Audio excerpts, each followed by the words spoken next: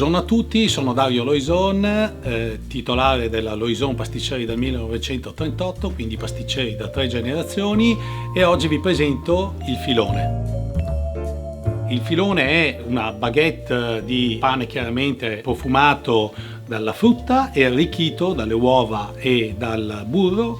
È un dolce che richiama molto la nostra tradizione non solo italiana ma anche europea, è presente come brioche in Francia e come Stollen in Germania.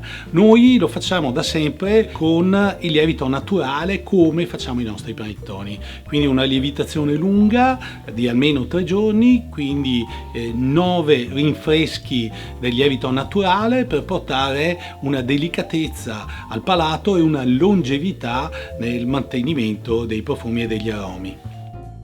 Il filone per noi è una storia molto lunga, iniziata da nonno tranquillo, poi il papà l'ha sviluppato e l'ha cominciato a distribuire in tutti i negozietti della regione. Noi oggi abbiamo riportato tutta la tecnologia del lievito naturale, implementato chiaramente la qualità del burro e della panna fresca e della frutta, molto importante per dare un profumo, un'unicità del prodotto che ci contraddistingue.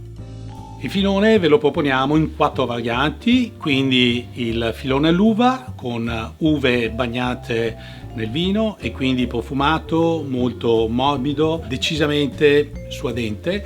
Il filone alla frutta che ha anche canditi di arancia di Sicilia, quindi molto più arricchito, con una glassatura decisamente interessante per chi ama qualcosa in più a livello di fruttato. Poi abbiamo la versione al cioccolato con del cioccolato monoorigine e una glassatura sempre cioccolato e nocciole, e infine abbiamo il pere e spezie, molto interessante, richiama un po' i profumi tipici del Natale, dei gingerbread, quindi è abbastanza interessante. C'è questo retrogusto di cannella che è sicuramente evocativo.